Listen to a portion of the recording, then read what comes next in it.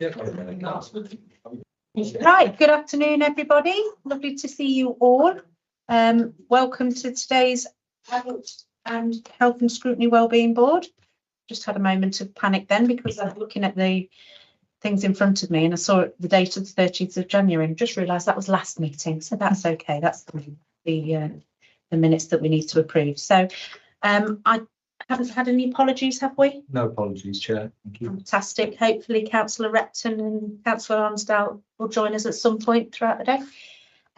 We've got no late items that I've been given. Any declarations of interest?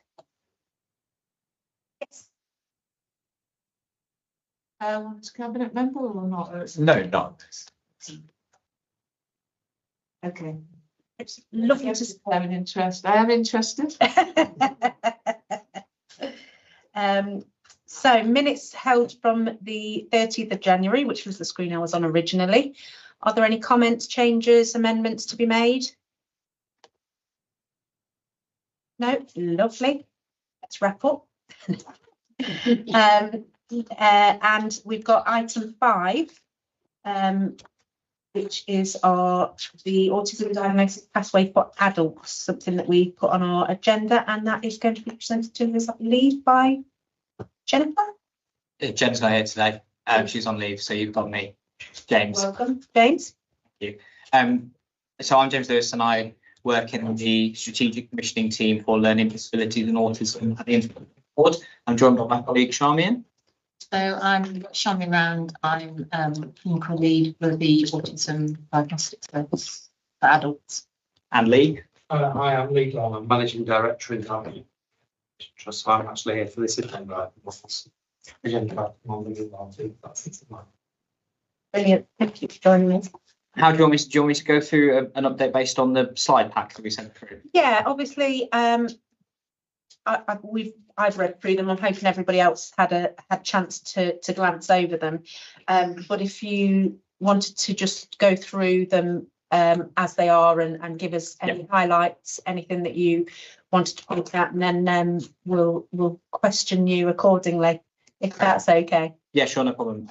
So just before I start, I just wanted to thank Scrutiny for this is the 3rd year in a row now that I've attended to talk about autism or learning disabilities or neurodivergence, and it's really positive that Scrutiny are taking such an interest in this area. You know, often we get, you know, compared to urgent care and primary care, sometimes we don't get the space to talk about this stuff. So I just wanted to thank Scrutiny for continuing to invite us back.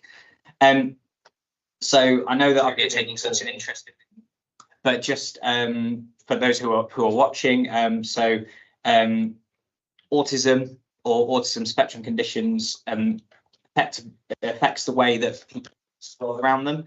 And whilst every autistic person is different and should be treated as a different person, some of the typical characteristics can include things like difficulties in social communication and interaction, under and over sensitivity to sensory, and highly focused interest on hobbies and a range of other things.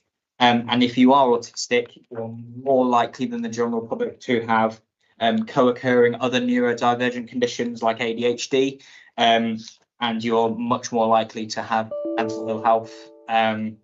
If you're autistic, you're 9 times more likely to die of suicide than the general public.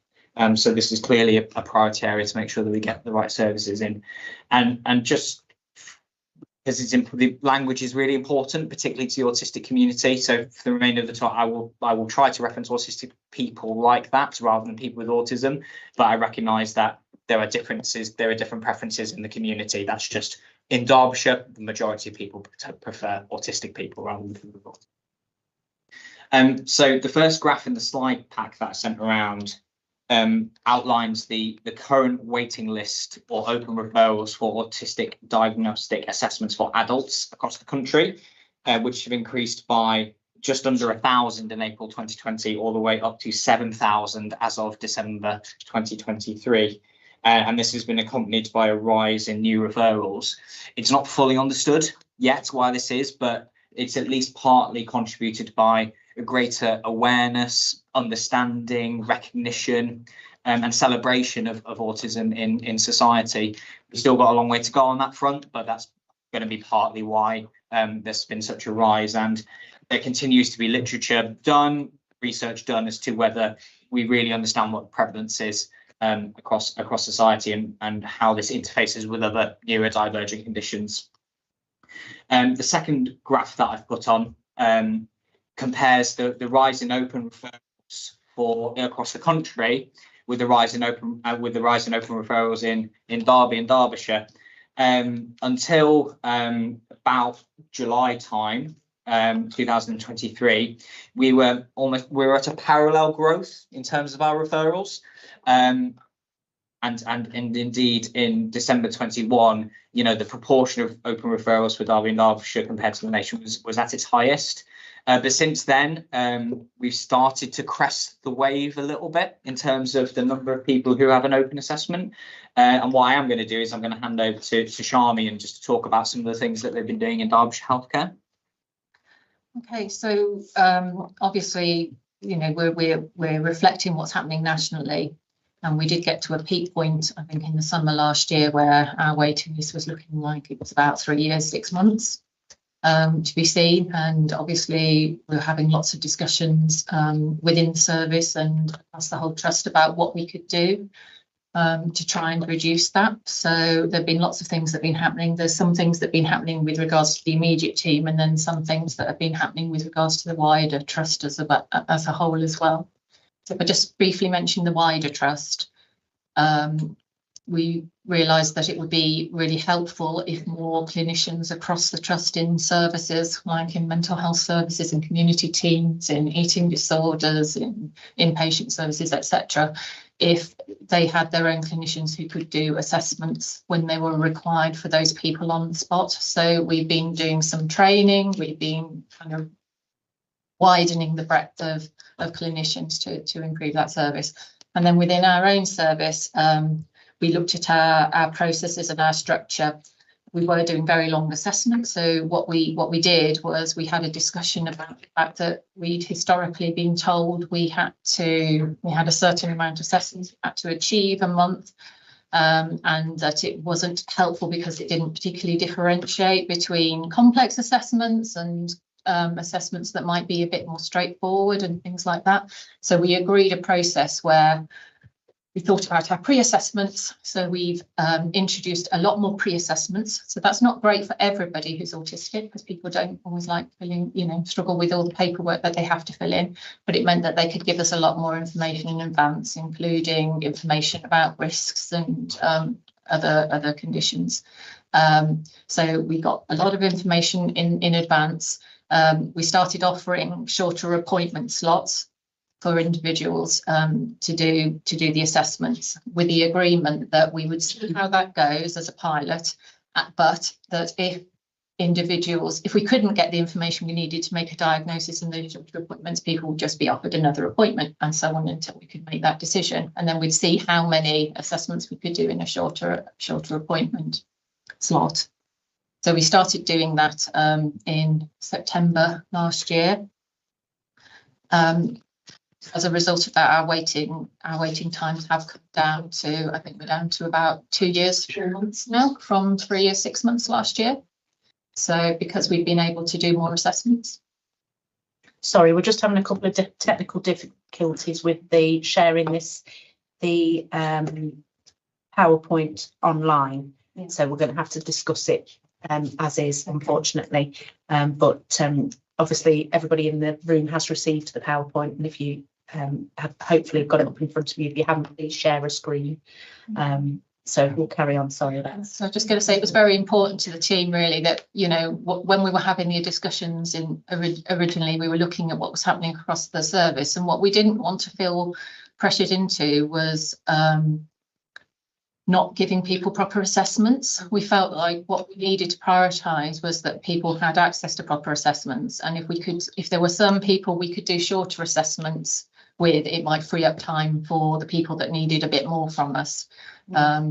And also one of the biggest bugbears, which takes so much time, was writing the reports at the level that we were writing them. So we thought, well, we'll pilot not writing these big long reports. We'll do much shorter reports, obviously as a pilot. So we'll see, we'll tell people what we're doing, and then we'll wait and we'll get the feedback and you know, we'll manage it. And if we need to do, if some people need longer reports, then we can do that. But so far, everybody's just more than happy with what we've been doing. So we've not had any negative feedback to date with regards to that. So far it's going well. When we started the pilot process, we'd been offered some money as a one-off to recruit somebody to do some research to kind of alongside to sort of evaluate the process, but unfortunately we went out to adverts 3 times and couldn't recruit anybody, so we haven't been able to do that in as thorough a research way as we perhaps would have liked to evaluate it. But so we're doing bits that we think. So just to clarify, would you prefer us to save any questions to the end, or are you happy for questions to be raised? If I finish this point on the diagnostic process itself, and then if people have questions about like the delivery of a diagnostic assessment, then I think we take them then, because afterwards what I'm going to talk about is the support we put in around the diagnostic assessment. So the only other thing I was going to say was, alongside Derbyshire Healthcare, we commission diagnostic assessments from Sheffield Adult Autism and Neurodevelopmental Service. However, they've served notice on their contract because, as you can imagine, they have significant demand in Sheffield and South Yorkshire. So actually what we're looking to do is redirect that money into Derbyshire Healthcare and you know, expands that local service. And then the other routes that people can get a diagnostic assessment is called the Right to Choose agenda. So effectively you can ask your GP to have an alternative service to the local commission secondary service. So there's a couple of things on this. So first of all, this was very popular, particularly during the pandemic, where people used like social media channels to talk about, well, there was a long NHS waiting list, so I chose this provider instead. These Right to Choose providers are now experiencing significant waiting lists as well. So we've saturated a number of them. The Integrated Care Board spends a huge amount of money on these Right to Choose services. Nearly £2 million for autism, ADHD in children and adults this financial year. And as you can imagine, for some people who get their Right to Choose referral now, we won't pay for that until next year. So it becomes really difficult from a budgetary planning point of view. And actually, if we want to release that money, so we've got to make, some very forward-thinking, risky investments because the money we're committing is not just this year's, but it's next year's as well. And also with Right to Choose, there's challenges related to quality and consistency, and we've raised that challenge, and other systems raised that challenge with NHS England, so that they can be addressed at a national level, because Right to Choose is not just Derby and Derbyshire, it's nationwide. Yeah, that's bits on the assessment process itself. So if people have any questions or comments on that now, they'd be welcome. Open up to the floor. Is there any questions, comments? Yeah. Thank you. It's a great report. It's very thorough and really helpful. I've only been on this committee since May of this past year, so I haven't heard your previous presentations. A couple of things really struck me. One is, it appears, am I wrong in my maths here, but it looks as if Derby and Derbyshire have about 45% of the referrals across the whole of the UK, because referrals for the UK are England, I should say, sorry. Oh no, I missed a note, it's fine. Yeah, the scales are different. The scales are different for purposes of trying to make the graphs as uniform. Thank you. It's the scale that got me confused. That's a relief. It's just crazy. So that's fine. Thank you. It's not my maths, it's the picture of the scale. Great. The other bit, it looks like it's costing through Right to Choose about £1,000 per assessment. And surely, as you say, I mean, it's great, you know, I was delighted to hear what you said, Colleen, about paying up people to do those assessments locally, and the effectiveness that you're having so far with that. Because surely is it costing as much as that when we do it in-house locally? It doesn't. Can't it? We don't. It sounds like we're lining somebody's pockets with gold, really, doesn't it? And I'm guessing that must be a lot of money going through to Psychiatry UK, because that's the big popular one on Right to Choose, isn't it? That is the most prominent provider, yes. But they also have ridiculously long waits now. So my assumption is if we can do more in-house, and if some of that money could be employed to employ people to do more, then I'm sure people locally, and correct me if I'm wrong, would not be using Right to Choose to go to Psychiatry UK if they could be seen faster locally. Because a year ago, it was a lot faster to go to Psychiatry UK, wasn't it, than it is now. Their website says they're 18 months away, so there's still a year. One of the other issues that we have is we are just an autism diagnostic service, and we reckon about 50% of the people we see also have ADHD. So they probably have a combined diagnosis. So I think one of the issues when people come to us, because they're not presenting exactly the same when they have a combined diagnosis, is we can't give them the full picture as to what's going on for them and what their needs are, whereas a Right to Choose provider can, because they can do both. But they still require, but they don't. My information, I've come from a background in general practice as an ANP, and lots of patients, we have a huge increase in the last 2 or 3 years, as you demonstrate, in people wanting to be referred for diagnosis. But people need 2 referrals to Psychiatry UK for both. So they're not doing the dual assessment. There's disparity, isn't there, between all the Right to Choose providers and the private providers and the NHS in terms. So my next question was actually going to be, are there any plans to do dual assessments and diagnosis? We have a service ready to go. It's just needs funding. Which is all going to Psychiatry UK. It hasn't been. Fair enough, yeah. So, But there is, but you could do it if you had the funds, basically. Yeah. So Excellent. Sheffield and SANS also provided ADHD services for us. They've served their notice on their contract. The ICB is having to re-procure that service due to our procurement regulations under the provider selection regime, and hopefully we'll get a really strong local provider who can deliver, and who has the wide experience of neurodivergent conditions. Because I think when I speak to members of the autistic and neurodivergent community, particularly those who have complex neurodivergent profiles like autism and ADHD, I think what they would like is a holistic, person-centered assessment who can tell them once, well, this is who you are.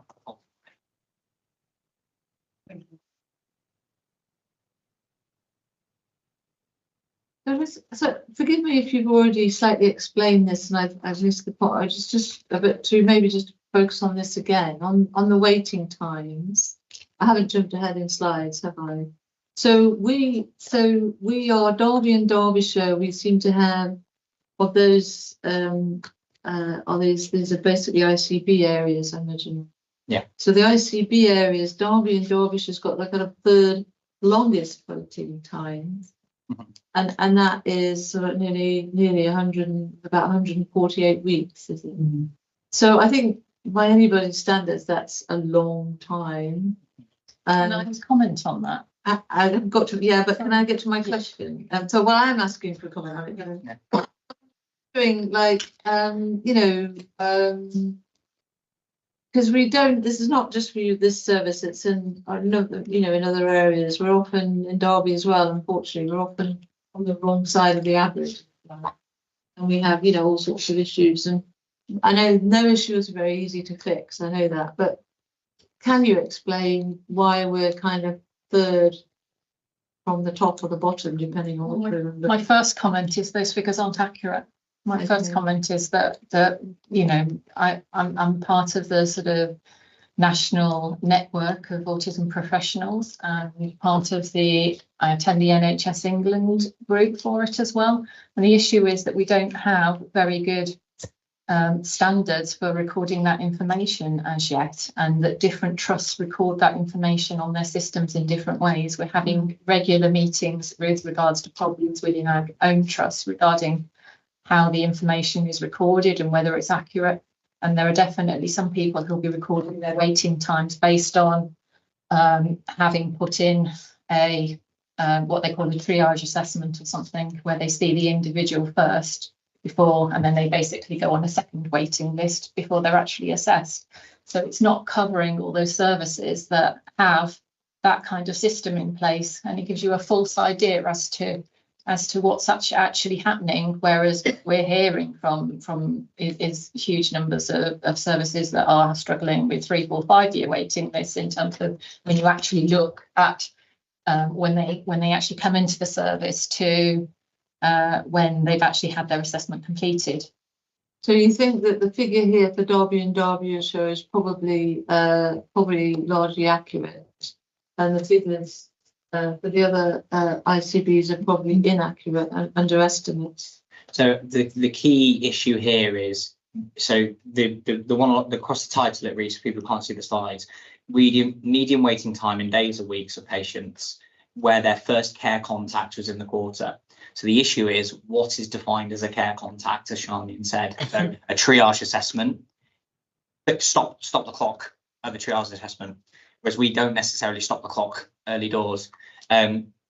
What we'll go on later in the presentation to say is that doesn't mean that people aren't getting support while they wait, because we've actually invested a lot in the services around whilst people do wait. So the reason I put the press article in the slide is because this is the performance metric that often gets put up in the press to say, Derby and Derbyshire in this article, probably unfairly, was called out specifically for being poor, whereas actually, you know, we know that some of these other integrated care systems will have waiting lists as long as we do. We'll be waiting as long, if not longer, for their actual diagnostic assessment. They just stop the clock. So final point then, Nicola. So to be clear then, you think the Derby and Derbyshire figures are accurate and the others are underestimated? Potentially. Yeah. Okay, thanks. Any others? Because before I shoot it, One go last for it. question, sorry. Do the figures for Derby and Derbyshire include those who have been referred to psychiatry UK and such like under the, so that isn't even covering all of those other referrals? Okay. We don't always even get told when people are assessed in areas and something. So sometimes people will turn up for an assessment and tell us at the assessment that they've already been assessed by somebody else, which can be really problematic and is a waste. Yeah. So I guess it couldn't include them. cleansing of waiting lists is really important in this. So people, and I suppose we'll go on later to say that the diagnostic assessment isn't necessarily an end for people. It's what the diagnostic assessment means for them. And increasingly, there's a rise in autistic people who identify as autistic but do not seek an assessment. And something that we've been really cognizant here of is ensuring that our services provide support for those people as well. So our specialist autism team, it's a credible autism diagnosis or understanding of autism, rather than you have to have an autism diagnosis. A, because we recognise the long waiting list, we don't want to penalise people for being on a long waiting list, and B, because we recognise autism self-identification as well. And that's brilliant, because I have to say that from a perspective of the reason this topic is sort of high on my agenda, personal agenda, is I have children who have been diagnosed with autism. I have a husband who would potentially have been, and grandparents and so forth involved in that actually, as a family, we recognise now their autistic traits. So it's good to hear that there is being support that people can access without necessarily that diagnostic, because I think it's really important that from our perspective, whilst these waiting lists are where they're at, and I think, and correct me if I'm wrong and if you've got any other insights into it, but there was a big push around when the presenter, Mr. Peckham, came out. There was a lot of identification then, and I think then there's others that have come out and been more open. So there is that sort of current it's not a sudden increase in people who have developed autism. These are people who have already been autistic and are now identifying and understanding themselves better and being able to identify what their issues are and how that affects them individually. I think from an aspect of assistance, as you say, it's brilliant to hear the changes in diagnosing quicker and expedier with those that present more obvious external autistic traits, etc. So it's a real positive move that I hear within what you're feeding back to us. But I think from a Derby perspective, looking forward to what we can do to help is that trying to push that a diagnosis isn't always the answer. It's actually from, you know, it's when I had young children, it was I needed to understand what it was so that I could help them. Actually, we can help people with or without diagnosis. If I treat my children similarly, and whether I treat them with that support because they're autistic, it works for anybody. You know, there's ways that you can sort of divert that. So I think from our perspective, it's identifying, do we have an issue in Derby? The reason it was brought was these sorts of figures are showing to us that Derby is a higher trend of people that are autistic. Is it that we are diagnosing people better and we're understanding it better, and therefore that's why we look to have more people in Derby that are on the autistic spectrum? Have we physically got a high number? Is it communities in terms of functionality, in terms of job roles that are available in Derby being more suited to people on the spectrum, and therefore being, that's the sort of thing that from my perspective I'm quite interested to understand. And if those services is higher for the city and not necessarily in other areas, that's where we can try and support what we do as a council, or push for as a council, for that pre-diagnostic support or post-diagnostic support, because actually the numbers are irrelevant. It's the support there that's there for them. And self-identification, I think, you know, people don't choose to have any condition or neurodiversity. It's who they are, and if they can if they're accepting it, then we should support them in that way. Hope that's something you all agree with going forward, and if anything we can do to support you as a scrutiny committee and everything, then we really want to do that. And I think that's sort of where I wanted to come from. But it is from a question point of view, is it a specific issue for Derby, or is it just this? Can we see any trends, or is it this current still filtering out the push for diagnosis versus people who are on the spectrum? Does that make sense, the question? I don't think we really truly understand what's going to happen over the next few years, whether this trend in increasing referrals is going to continue, whether it might dip off, whether it might increase, as you say, more famous faces and celebrities come forward saying and things like that. I really don't think we don't know. I don't think there's any evidence to suggest particularly that we have a significant increase in Derby in terms of the population of autistic people. What we do have is examples of local employers, for example, who are more supportive for autistic people than others might be. So Rolls-Royce is from what we hear, an excellent employer of neurodivergent people, really supportive. And, you know, one of the things I was going to talk about in the second half around the support that we're putting around is the neurodevelopmental hubs. So I went to one of the hubs that we have in Derbyshire last week, and somebody came in wanting support with employment.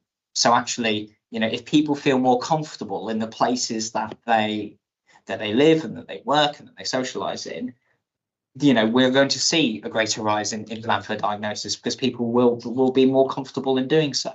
Well, I think the biggest, you know, one of the biggest shames is when people don't feel that they can talk about their neurodivergence with their employer or their family, or, you know, customer services in Derby City Council or anything like that. So, you know, it is about breaking the stigma, and Derby City is doing stuff around that. So local MP is getting involved in some work looking at it. And, you know, from a wider perspective beyond adults and health, you know, as an anchor organisation, there's firstly, how does the council support its own neurodivergent employees, and secondly, how do you leverage your influence over local economy and local businesses to get them to support and wider things like that. So it is you know, in public health they talk about making every contact count around mental health and things like that. It's the same to neurodivergence, autism, things. Excellent. Really interesting stuff. Is there anything the next sort of part of the your presentation? Yeah. Anything else you wanted to do? Yeah, so I'll move beyond the waiting time stuff. So like I said, it's like we've all said, it's about the support that people can get. So what we've done is we've made a series of investments in the voluntary community sector around Derby and Derbyshire to create effectively a community support bookend to the diagnostic process. So slide 8 is, I've tried to visualize that in a way that people can see where people might get support, you know, from before they get a diagnostic referral all the way to referral completed and they go on to live their life with that diagnosis. So if you take work package 1, for example, that's in the top right hand corner, as part of that post-diagnostic support, you might be able to access a 20-week peer mentoring program, 12 sessions of one-to-one coaching, an 8-week peer support group, or a combination of all of those. And that's a significant increase in the amount of support that people might be getting. And, you know, Charmian and her team refer into these services. And, you know, between them, the work package 4, which is about step up, work package 2, which is about pre-diagnostic support, they've supported 455 people today. So that's 455 people who are getting a kind of personal tailored service that wouldn't be getting it before. And actually, for a lot of people, when we're talking about, you know, people with open referrals, some people who receive great pre-diagnostic support might not want a diagnostic referral afterwards. So it's about those kind of social outcomes that we can help people to achieve. And, you know, I've showcased on the slide that the neurodevelopmental hubs, you know, they focus on children and young people, 0 to 25 and their families. Since they came on board in April 2023, we've had another 425 people attend, and, you know, more greater than 90% of people said they better understood services, they felt supported, they felt safe and welcome in the hub. And I can tell you, not every autistic person, neurodivergent person, feels safe in the places that they go. So actually, you know, that's a real statement as to what our VCSE partners have been able to do. And, you know, the Derby City hubs, they're by appointment, or you can just turn up. They operate, you know, 10 to 1:30 or 10 to 1 every day of the week. And I know that Derbyshire Autism Services and Citizens of Iceland University are the lead providers, are looking at things like evening drop-ins, weekend drop-ins as well, to reflect, you know, different people have different preferences. And then the last slide, don't want to end on a downer, but the reality of the situation.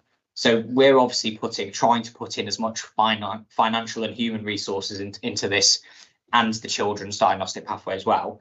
But unlike other long-term plan commitments, we've not seen a great recognition from central government to say there's a real increase in demand here, here's some extra funding to help.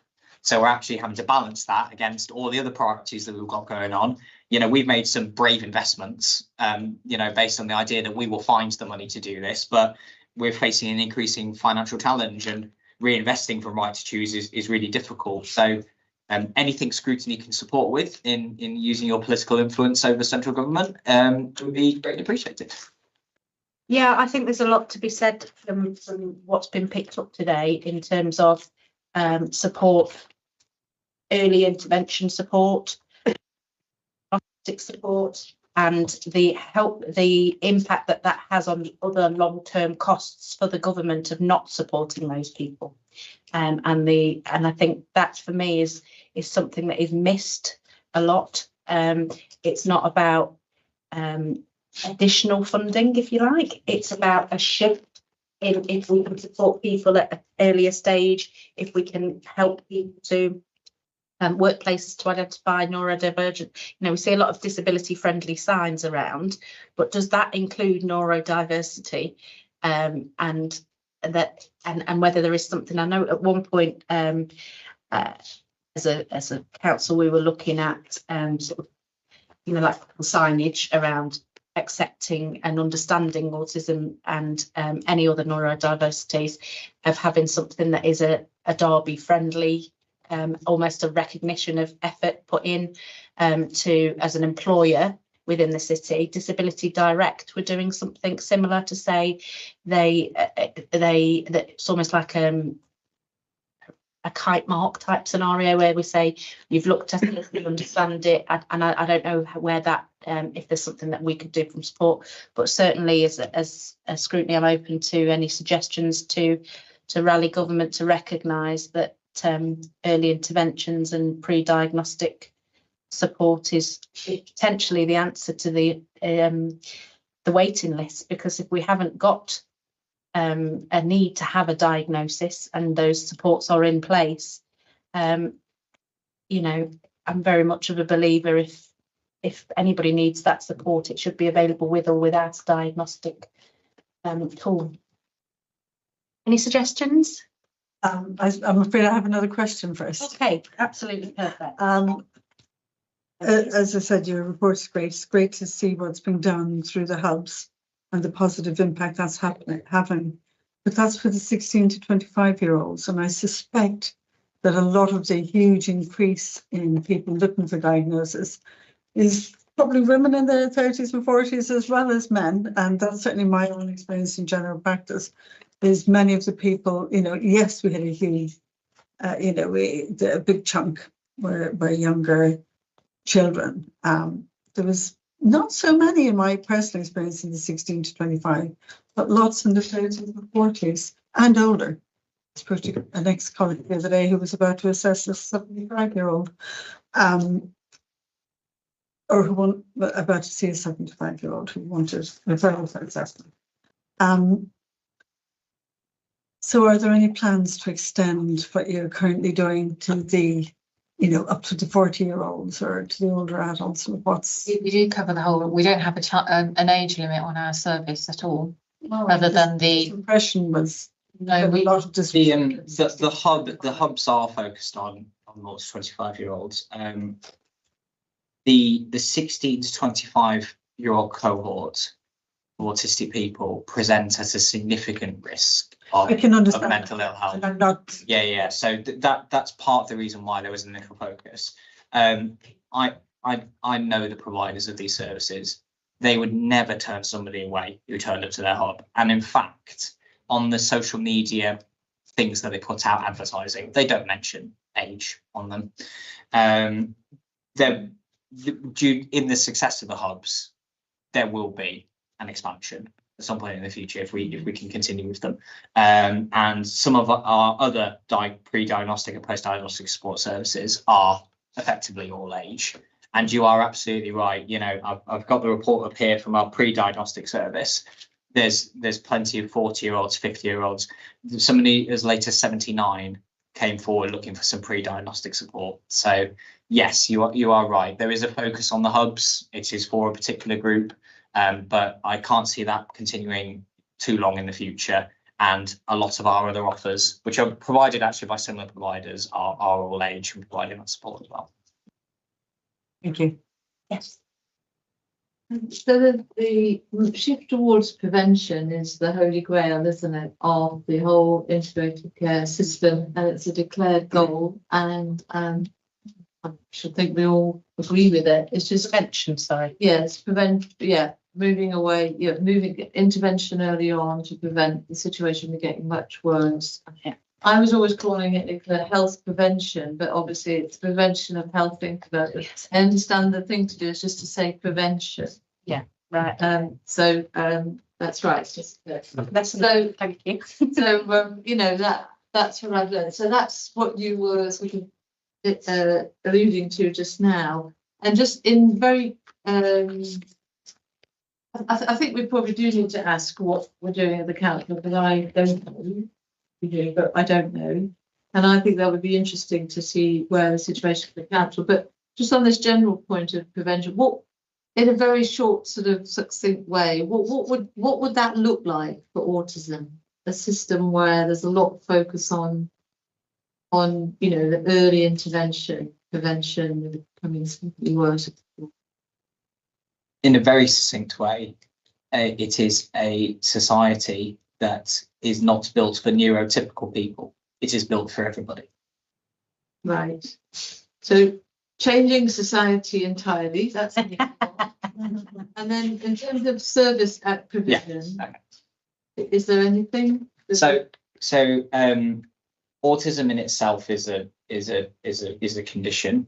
So actually, there is the supporting people to understand autism, how they interact with the world, why they might feel different from their peers. You know, much of this needs to happen in schools. Much of it needs to happen in childhood. You know, the earlier that people can recognise autism and neurodivergence, the better. You know, there's lots of research around ensuring supporting as many autistic children in mainstream education rather than special schools as well. So that for me is the golden thread of all of this, is that if we get it right in childhood, and my colleagues from Children and People have been to this board to talk about it before. But then, of course, there are associated services with it. So my colleagues from Derbyshire Health are going to be talking about Living Well and community mental health services, you know, services that are easy at the point of access, autistic friendly, adjusted to meet autistic people's needs. That will do so much to improving people's lives, because they need to trust the services, that they won't be seen as an autistic person. They'll be seen as an autistic person who has mental ill health as well. And actually, the professionals who are mental ill health professionals are to support somebody's mental ill health as well. So, you know, I know that my original answer was a little flippant around society, but that is it. That is, if you know, it's imagining, you know, and there's lots of e-learning that can be accessible on this, which tries to show what it's like to be autistic and have sensory overload, for example.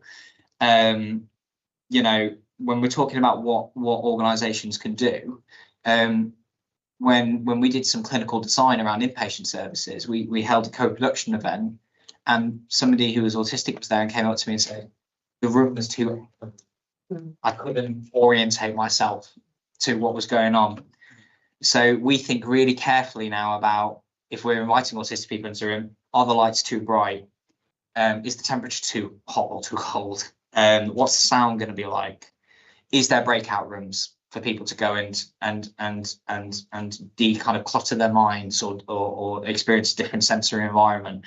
So actually, the more people think about this type of stuff, both within services and outside of services, the massive impact it will make from a prevention agenda, and actually start so that we can, you know, the biggest thing for autistic people will become just their diagnosis, not all the things that are associated with it, because they're not experiencing the world like we are. Yeah, just picking up on what you mentioned about what council is currently doing or previously doing, there was a sort of a chain, I believe, around identification of our neurodiverse people within the council and supporting. But I think we briefly talked about Rolls-Royce and what they do, and a lot of what they, when I visited them in the past, spoke to me about is by allowing those spaces to be autistic friendly, it doesn't stop those that aren't on the spectrum working any differently. So actually it helps everybody, because if they're supported, there's less challenges for them, so that everybody's sort of getting on with it fine. So I think absolutely it's from an autistic, and that's what we're looking at today, point of view, it's that comorbidity, disorders where you've got your ADHD, sensory processing disorders, and all that sort of fit under the umbrella, and that's the bit that gets quite complex. In terms of what we can suggest, and I'm open to other interpretations of this going forward, but I think it's just to support wanting to recognise the need for us as a city council to be neurodiverse friendly, looking at on a bigger scale of things. For example, the fact it's a big building, people come here from whether they work here or come here for other reasons.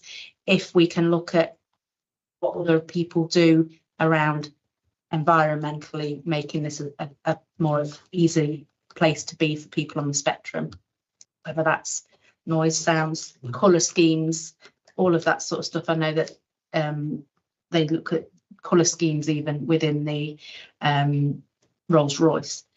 I think if we can, look at that from a city council perspective, then I think that would be really good. We should ask for that to be done, please. I do now have some sort of Perfect. the beginning of a wording, so maybe we can, whether it would need to go to the full council or the processes to get it to the higher echelons of the NHS and the government. I do wonder whether from the committee we should write to ask the government to, and to state all the statistics show there's a huge increase in the numbers of people needing diagnosis or recognition and support for people with neurodiversity, and to ask the government therefore to put funding into this to enable neurodiverse people to reach their full potential and to contribute to society. Absolutely, that's very well. That's my proposal. Happy for it to be changed and made better, but I'm just. No, I'm happy. Is there any additions, changes to that? I think part that as a start, getting the diagnoses, but then the big question: you've got the diagnosis, but then it's making sure there are resources there. I did mission report. Yeah. I've got both in diagnosis. That's where, yeah. Martin, it's not about diagnosis. That's not what we're actually saying. It's about the early interventions and the support and the hubs and funding that without the need for diagnosis. It's almost trying to explain, not necessarily. We already know that there is a number of people out there that need this support, and that support should be available to the majority of people that are either identified or are recognised, and there isn't that enough support. It's not that there isn't. If that support was in place, the impact further down could be less to the as you say, just enables people to fulfil their full potential and live within the community and work, live, contribute. Yeah, it's obvious that with additional resources are actually needed, because I think we'll have to look at the waiting list. So any motion that would get additional resources here and elsewhere would be welcome. Yeah. I think we have to include diagnosis as well as support, because for some people, they themselves want the diagnosis. We may be happy to say, yeah, it's as plain as a nose in your face, but they actually feel that they need that diagnosis for work purposes or for whatever. I believe. You may agree or disagree with me, but I do. So we have lots of people that, I mean, one of the things for some people will say that they've had an experience during the waiting list of doing a lot of self-research. They find out everything they can by the time they come to the assessment about autism. They'll have explored it. As you said, a lot of people in the older age groups are coming because their children, nephews, nieces, grandchildren are being diagnosed, and they're recognising the traits throughout the family. And people still say, yes, I can self-diagnose, but it's like, some people say they don't feel like they have the right to contribute, or they don't feel like they have the right to say, I'm autistic, and actually count my view on what the building should be like, or count my view on what services should be like, because I'm just saying it myself and I haven't got it confirmed. And I think, you know, like you say, once society gets to the point where everybody's acknowledged, the hope would be that nobody feels like that. But until we're at that point, I think, you know, there are still a lot of people who feel like it's a reassurance. It you know, it makes them feel like they can stand up and say, I want to be counted and be validated. So, Are you happy with that? Have you got any questions around the wording? Yeah, I've got those 2 recommendations. Brilliant. Anything else? I don't know if you're going to take that as a recommendation, Nicola, or whether you're going to vote on it. I just have another suggestion. Oh, yeah, please. I mean, I don't know. I think maybe with regard to the council itself, I mean, I'm sure work has been done on this. I hope so. I don't know what the situation is. I mean, personally, this is my own very, very personal scenario. I'm not suggesting I have a condition for this, but I would find it very difficult to work in such an open plan environment. And I've always thought that since they refurbished this thing. And I'm aware that there's some project I think there's a project ongoing at the moment to try and sort of break this up, break up the continuum of that office and create smaller areas with screens and whatnot. And I don't know how this would affect people with autism or whatever, or what would be significant.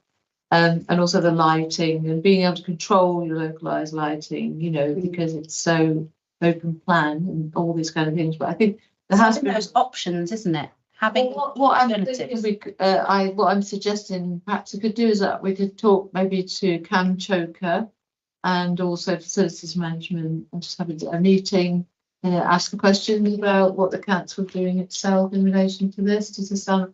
And I'd be happy to go, and if you want to come as well, Nicola. And yeah, absolutely. I'd like to invite if there is, it's probably something that have a meeting with the facilities management and like Cam Choker, who is our kind of mental health. Head service for mental health for DA. Yeah, lead. So obviously you want to have people who have autism, but as a start, to talk to them about what we already know within the council, what we already know, what is available and how to improve, particularly as we're aware that there may be some changes underway already. So I mean, I'm just saying that I could talk to them at the meeting. And if you wanted to come as chair, Nicola, we could. Absolutely, I'd support that. We're happy to support that as well because we live here now. So Brilliant. Oh, right. So, okay. Well, you've probably got your own views, but yeah, and I think that would be. I think it is important to have somebody else. Obviously, you've met one autistic person. You've met one autistic person. You've got a very, very wide spectrum of people and how it impacts on them. So obviously I can react my thoughts on it, but it would have to be much more bespoke, as in what's best practice elsewhere. Let's take examples from Rolls-Royce. Let's take examples where it's worked well in other places, and that knowledge and experience will be with yourselves. But I would love to be involved. Yeah, let's do that. It might be good to involve Anne Webster, who's the council lead on. Oh yes, disability yeah, and- yeah. Did you want to come as well, James? might not be me, but certainly the ICB will be happy to come as well because we're occupying a bit of the first floor now. So. Yeah, I think the idea, Chair, that you raised, one or two of the people have mentioned about learning from good practice elsewhere, and we've got Rolls-Royce on our doorstep who are obviously working with a lot of people who have autism and making sure that they feel comfortable in their surroundings. So I think a conversation with Rolls-Royce, and if you're aware in terms of our health and social care colleagues of other good practice elsewhere in the country, it's, we don't need to reinvent the wheel necessarily. Just learning from good practice, we can speed that process up.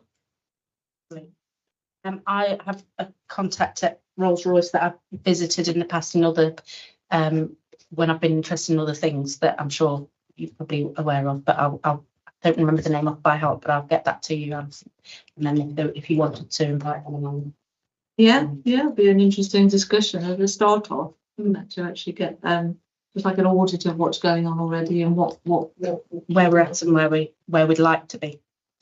Right, apologies. Typically, because I'm not on my screen for like 10 seconds, I'm now out. Are we happy to move on to item 6? Yep. Fantastic. Thank you very much for the time. Thank I'm you. going to stay for the one like. Perfect. Yeah. Whilst I get on this, what is the outcome? Thank you. It's really interesting. Thank you.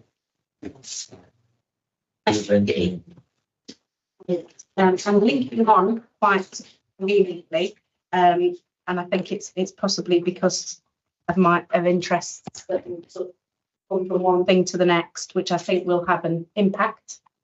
Is item 6, improving community mental health services in Derbyshire, and is it Vicky? Yeah, brilliant, Vicky. Thank you. Thank you very much. So I'm Vicky Ashton Taylor, Chief Delivery Officer at Derbyshire Healthcare Foundation Trust.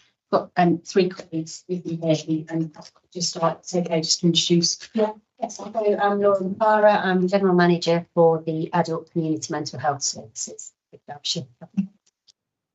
Hi, I'm Rachel Chambers. I'm the Area Service Manager for Derby City Adult Community Mental Health Services. I'm Lee Doyle, I'm Managing Director. I'm in a unique position actually because I support under developmental services and our adult community services. Perfect. Very good to have you all around a table. It's good for us to be able to show. So if you wanted to present. So thank you for the opportunity to come and talk to you about the community mental health services in Derby. Just by way of introduction, and then I'll perhaps hand over to colleagues just to add a little more sort of detail around what's happening in Derby City specifically. The community mental health framework was a framework that was published by the government a number of years ago, and was very much focused around looking at changing the way that community mental health services are delivered with a focus on providing mental health care and support within people's communities.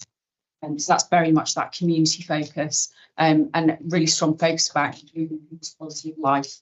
As I said, it's very much also about that modernising the way that community mental health services are delivered. And this service that's developed, the original work actually started in Derby and Derbyshire before the publication of the national documentation, because there was a recognition locally that we could do much better in terms of the support that people can access within their communities. And so there was a huge amount of co-production work that actually started in 2018 to try and look at how we could support people in their communities in a different way. And what's emerged is the Derby Wellbeing Service in Derby City, and that is very much a multi-professional, multi-agency service that is offered to people in the community, and it's really to support people who might potentially in the past have fallen through the gaps in terms of support, so that their mental health the demands and the support they required couldn't necessarily be met by general practice, but actually they weren't ill enough to be supported by traditional community mental health teams and secondary care hospital services. And so the development of the service is very much about trying to provide that support for people who might historically have fallen through those gaps. When I mentioned about the multidisciplinary, multi-professional, so the council, Derbyshire Healthcare, voluntary sector services, all working together to provide that support. And through that description, you'll probably see that the support that can be offered to an individual when they present and they're introduced to the service may be that actually they need that more clinical intervention. But equally, it may be that an introduction into some of the support services run by voluntary sector in their community may be the more appropriate service to support that individual and to help them get best quality of life and improve their mental health. So real development of a service that's really trying to support people in the community and much closer to their home. So I hope that gives a sense of an overview about where we've come from and the development of the service and who the service is really aimed at. And I'll perhaps just ask colleagues who know more details than me about the detail of what we offer in Derby City, just to give a few examples maybe about some of the experiences people would have. I feel as though I've lived and breathed it for the last few years, so it's been a really exciting and transformational and challenging project to be a part of. But its core essence, as Vicky has mentioned, is to help people to live well and stay well within their local community. And historically, people have had to reach a certain point in their mental health journey before they could access the appropriate service that seemed quite advanced in their mental health journey. So what we wanted to do is bridge that gap between primary and secondary care services to develop and build a fully integrated system-wide offer with our local authority and health and VCSE partners. So what we did in Derby City in essence is transform two very, very large mental health teams in Derby City into 4 teams that provided a shorter term and longer term offer, very much focused within that front door, if you will, so that bridge between primary and secondary care services, with a team of multi-professionals. So that ranges from consultant psychiatrists to psychology, nurses, occupational therapists, wellbeing coaches, social workers, peer support workers, that are fully integrated into that offer. So when people access our service, they don't have to wait for intervention from social care or the VCSE or health in isolation from one another.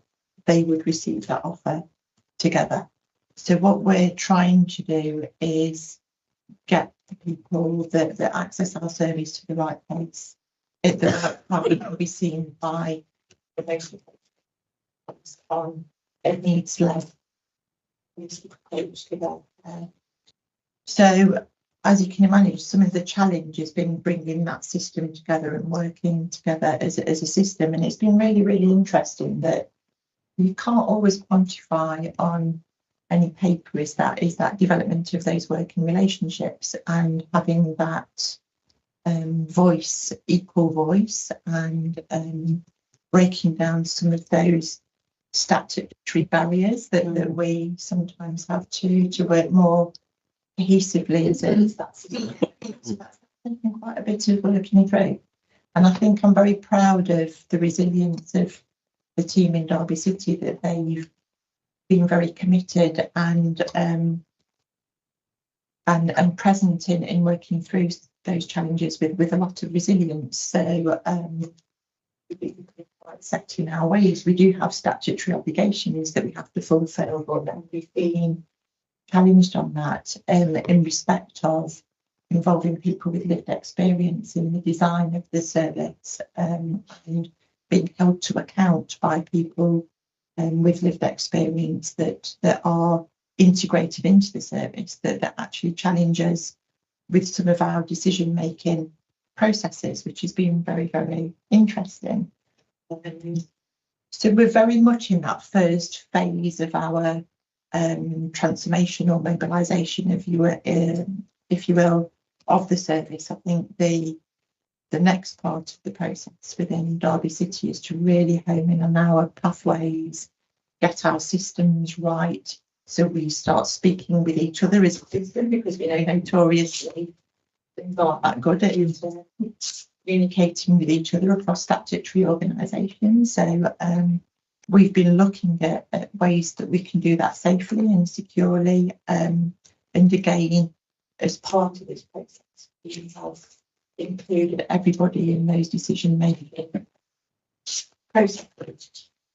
Just to put some kind of local level context to the Derby Wellbeing Service. So every morning at 9 o'clock, we have what we call a huddle, which is a multi-agency approach to people that are introduced into the Derby Wellbeing Service.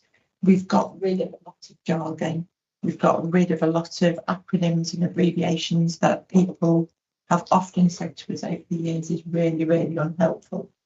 So we, as part of the design sprint, we've created documentation that breaks down those abbreviations and acronyms. And again, in conversation, we are very much held to account on the way that we speak. So within this context, we're very much trying to break down some of the things that we slide into as part of those statutory speak and abbreviations. So it's something that we are being challenged on, and within that documentation we have removed as far as we can within that. So what we're doing is providing, hopefully by helping to deal with or address people's mental health issues earlier, then we are hoping that in so doing we will prevent the need for somebody to stay longer within mental health services, and to, again, we're not using the word discharge anymore, it's to move people on safely back into the community so they can stay well and live well.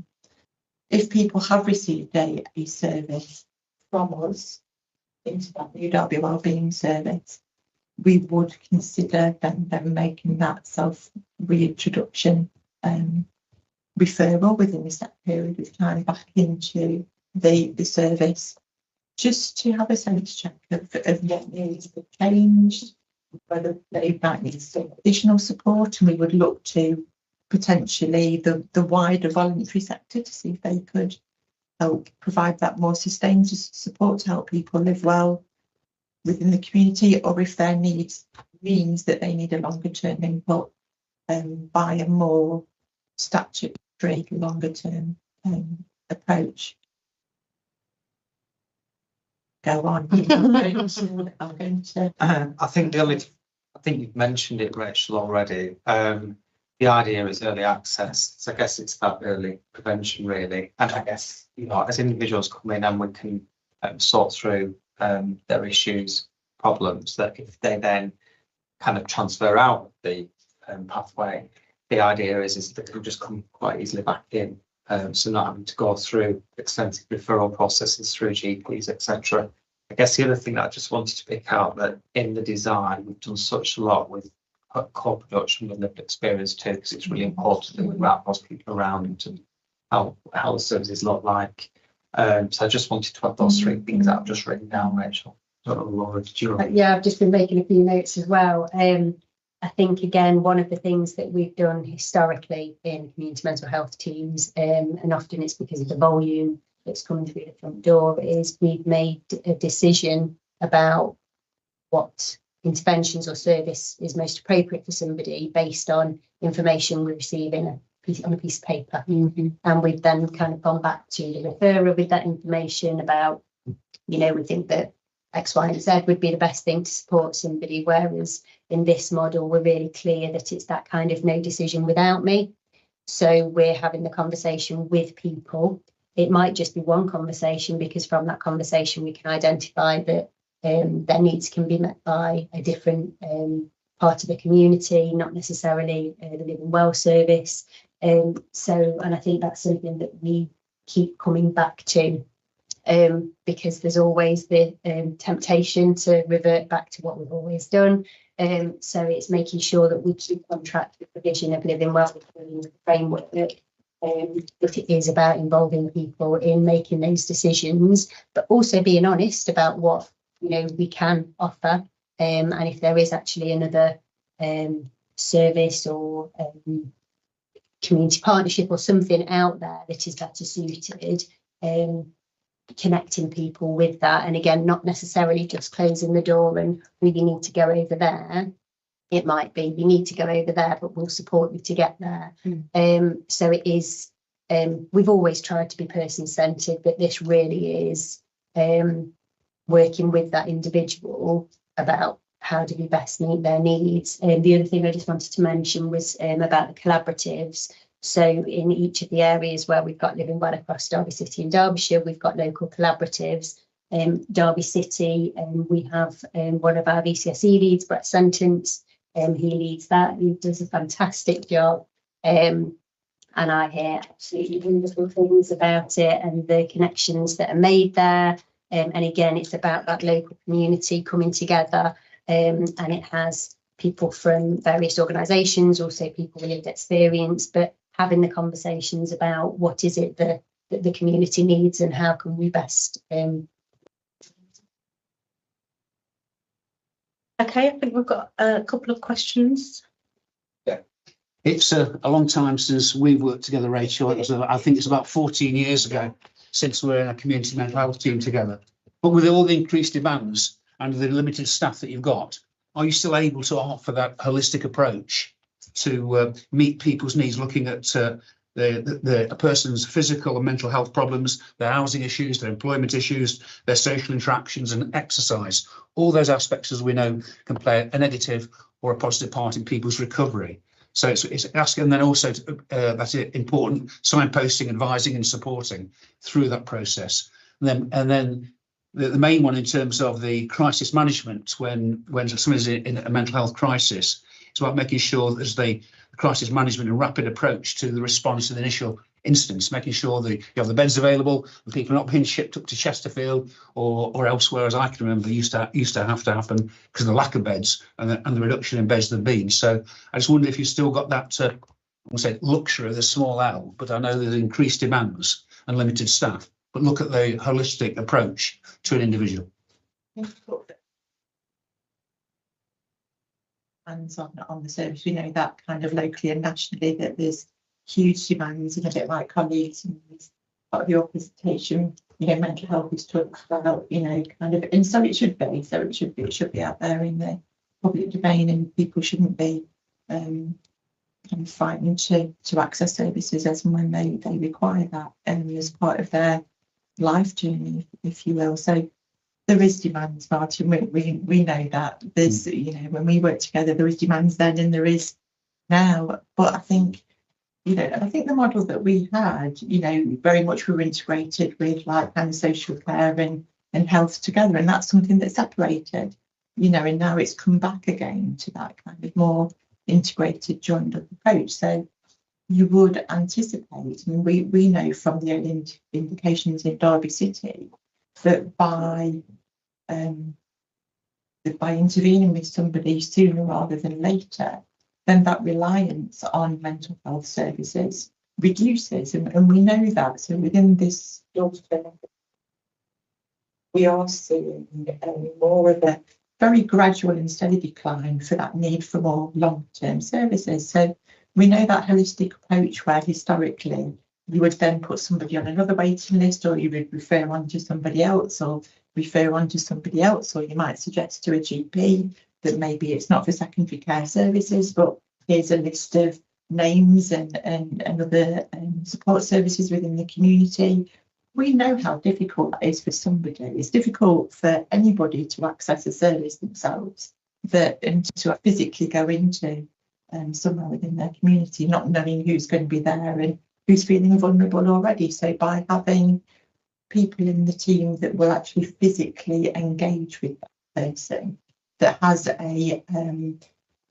lived experience in mental health themselves is kind of reducing that need to intercept later on in that person's journey and really deal with quite challenging presentations later. So it's more of a responsive approach, which is now more of that preventative reactive kind of model where you're stepping in sooner rather than later. So yes, we are providing that holistic approach because we've joined up services to collaborate and put that intervention in.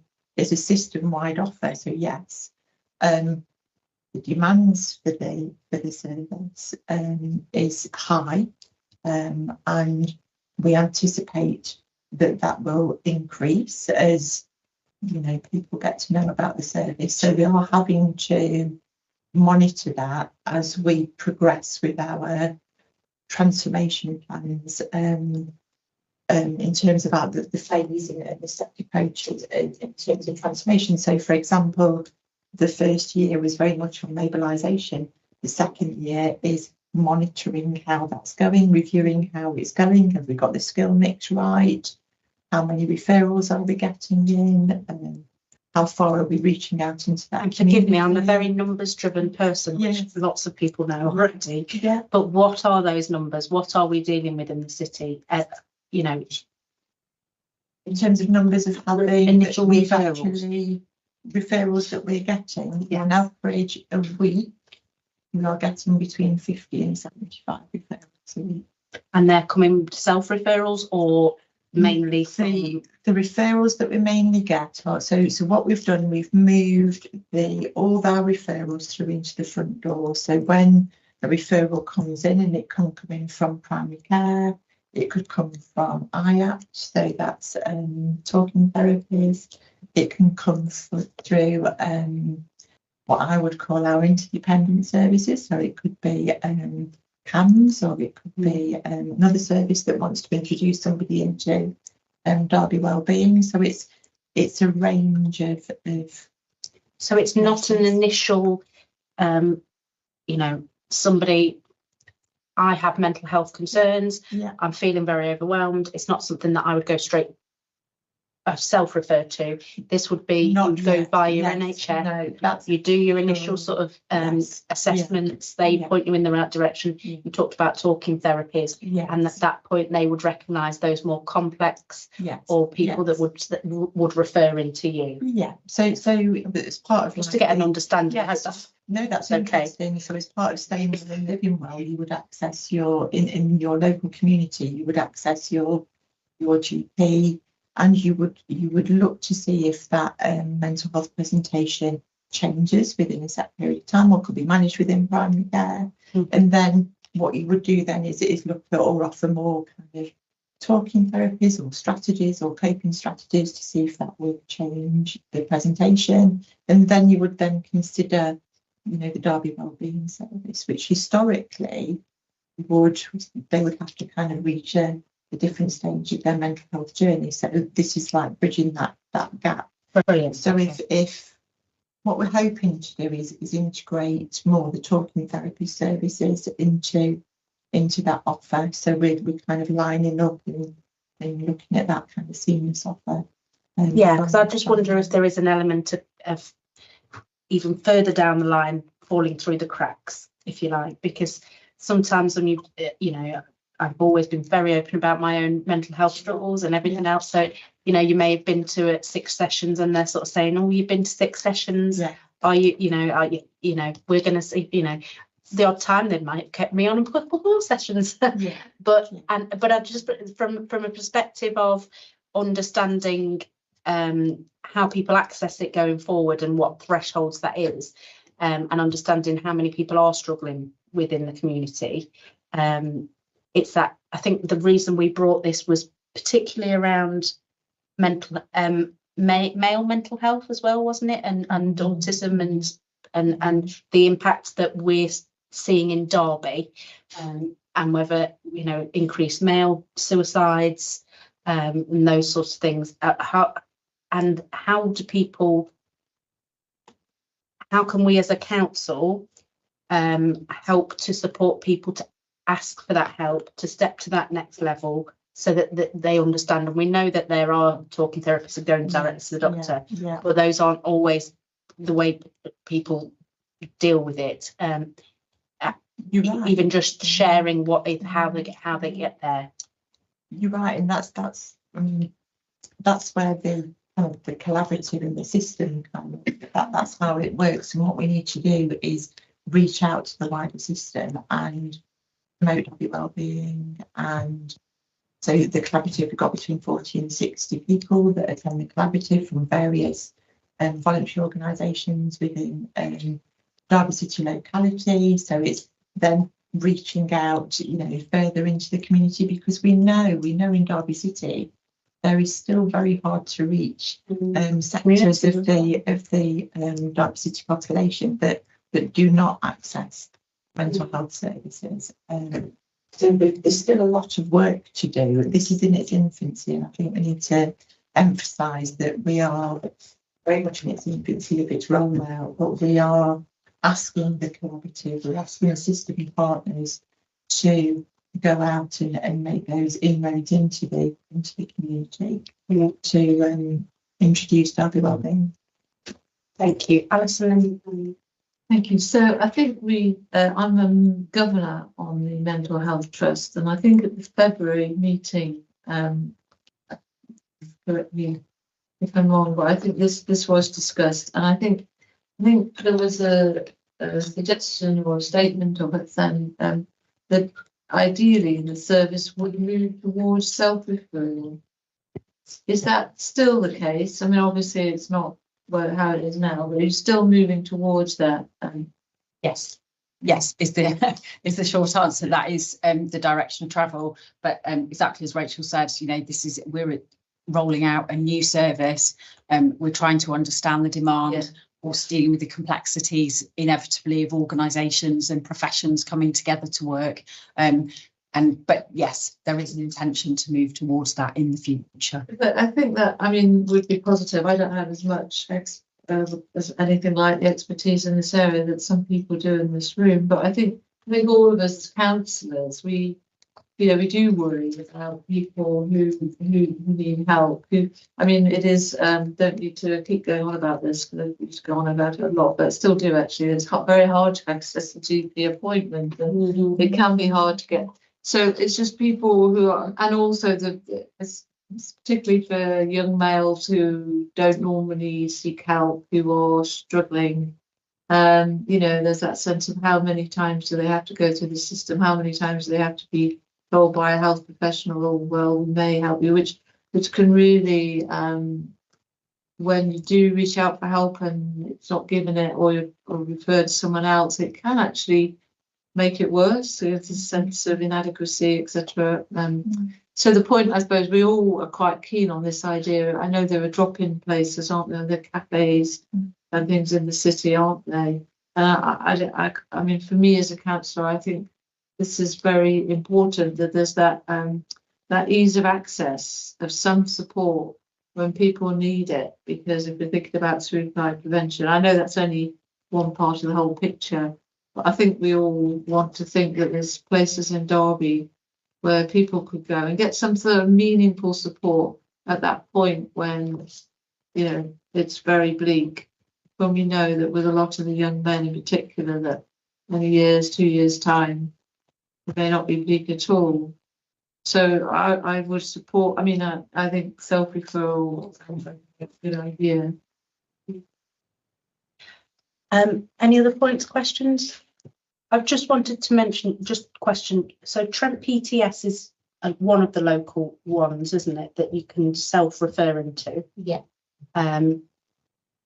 So there are routes to self-refer, and then presumably from there, if those more complex, challenging around the family type support was required, they would refer it. So there is, so just almost are there any others that we can, as a council, help to signpost to in general, or is it a very wide spectrum of self-referrals services?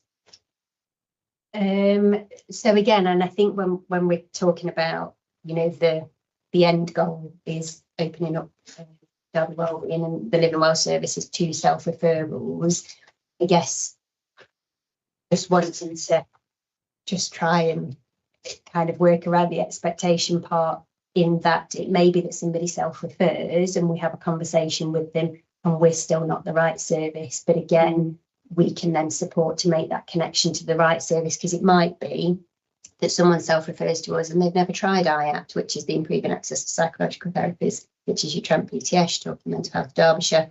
But again, it might be that we then help connect them to those services that might be the right intervention for them at that point in time. It might be that then they have that input, it doesn't quite hit the mark, or they need longer term and then back, or they need a wider that multi-agency bit, and Living Well would be. And again, previously we've had those arbitrary, well, we can't work with you because they're working with you type thing. And again, it's about wanting to remove all of that. So if somebody is receiving intervention from improving access to psychological therapy services, it might be that actually some support from Derby Wellbeing or Living Well is also needed so they can access that too. So I think in terms of those, there is a... It's trying to break down the minefield. I think that's the thing for anybody looking is there are so many different things out there, and it's how do they know where they need to be? Yeah. And you said, and I agree, and trying to get an GP appointment, there's lots of other things and everything else, and the catch up they're all dealing with.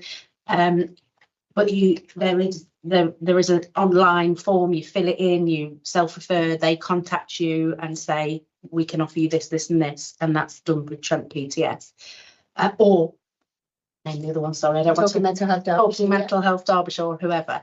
I don't want to self-promote. I'm not involved, but they, and I think it's, for me, it's about breaking, how we can support breaking down the barriers to access communities that don't access it, or perhaps don't know it's there, don't realise how you don't have to go through a GP, you can go to that initial talking therapist, because actually it's not, I think it's that slipping through the gap bit that worries me, that we're not seeing them until they hit full crisis or major meltdown or criminal activities, stuff like that, that they just, it's through no fault of their own. And I think that's the element that if we can support as a community, as a council.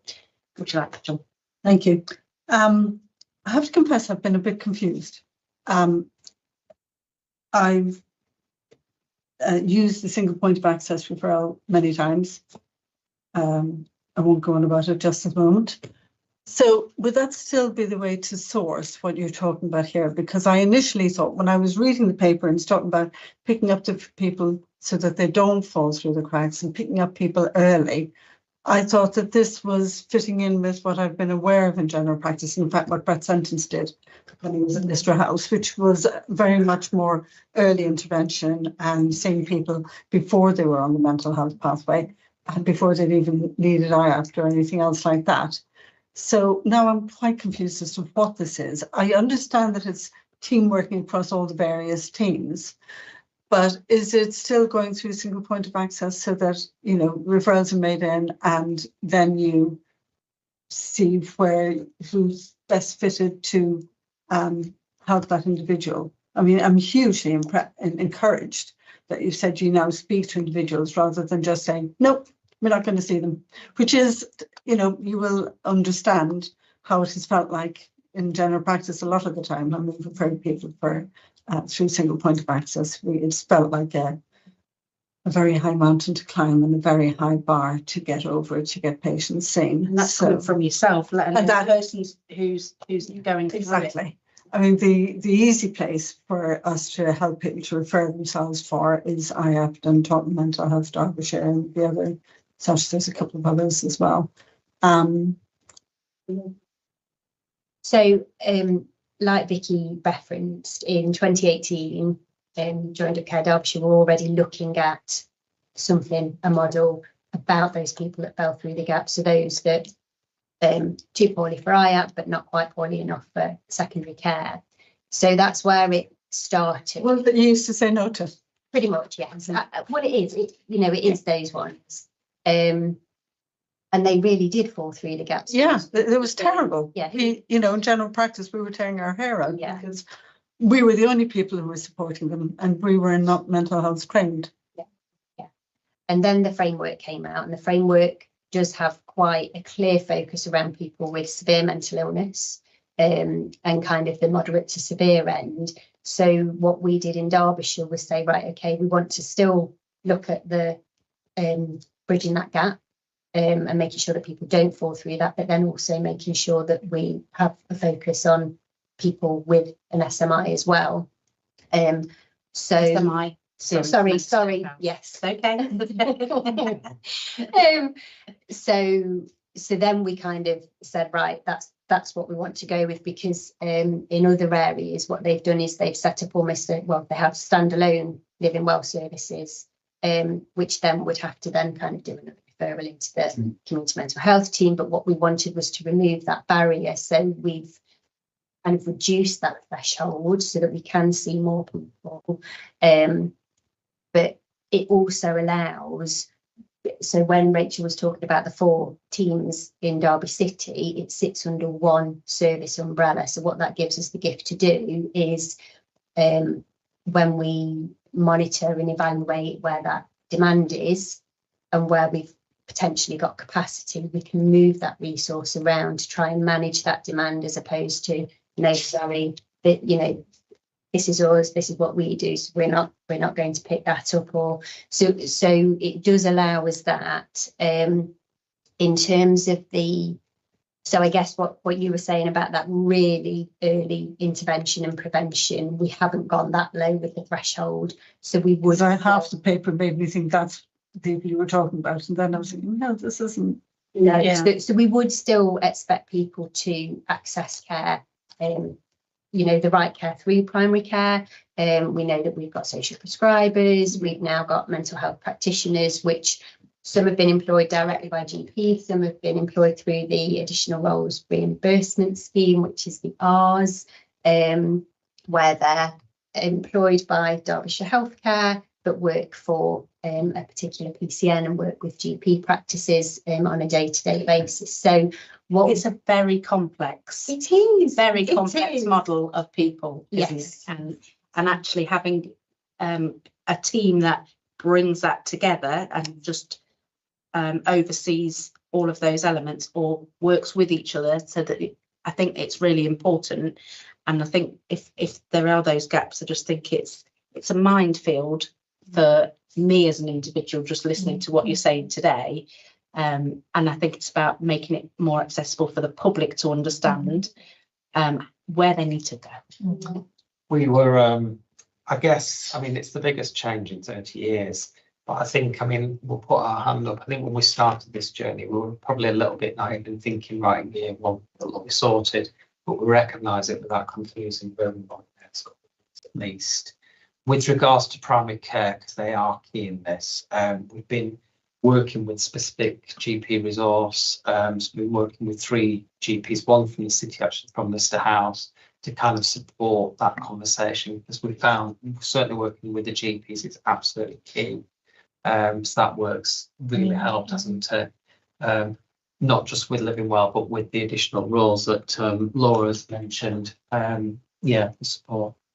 Thinking in that context of myself and my role, that I link in with Pam. So Pam is one of the system leads for Derby Wellbeing, is one of the system partners, and then we've got Ujaz Salwar from BVCSA. So we meet fortnightly at Community Action Derby, just to bring that system together and to look at how we can consolidate and sustain and develop the service, but also looking at opportunities through various forums that we all go to reach out wider into that community. Is there going to be any assessment, review, research to see whether things are improving? Because you've spoken in your paper about reducing the mental health referrals, and you also spoke about through group work. Well, in all of my 20 years in general practice, and 50% of the patients I saw probably had mental health problems. Not one of them ever wanted to be referred for group work. They all wanted individual work. So what sort of assessment is going to go to see how effective this is going forward? Because as you say, up until now, and I have to confess, I did speak to my colleagues in ex-colleagues in general practice today, they are not seeing any improvement in mental health provision at the moment. Or the opposite, would say it's worse than when I left last year. So how are we going to know that this has actually had an impact? So we've got kind of the transformation team supporting us around looking at that evaluation to make sure that we can evidence the impact it's having, it's good or bad, Great, I that's really think- good that it's happening. That's Yeah, there's still so many things like Lee said. I think we absolutely underestimated the challenge ahead of us. And what we've been doing over the last few years is really trying to build the foundations to then implement the changes and see those changes. I think, Lee, again, you mentioning about primary care.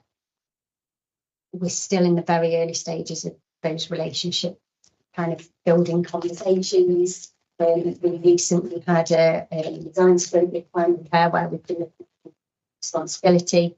So for those people in the short term offer, because it's a service that sits within a secondary care organisation, the assumption is, well, then clinical responsibility sits with you. So it's opened up a whole kind of work. absolutely. But the other thing we want to avoid duplication. So, And I can imagine there's a lot of that. yes, Apologies, but I'm just conscious of time and next agenda items. And I think it's a really good discussion, and actually really, I wish we had more time, but I've got a couple more questions. So Just quick, one of the things I think as local councillors, I found, and maybe I'm looking there in Darley that I represent, we have a local area coordinator, and it's what contact you have with them. We have one who's experienced in mental health. Part of their resident area, I think it's one of the best investments that health and the local authority have made in local area coordinators, where their resident areas to keep people out of care, keep people out of hospital.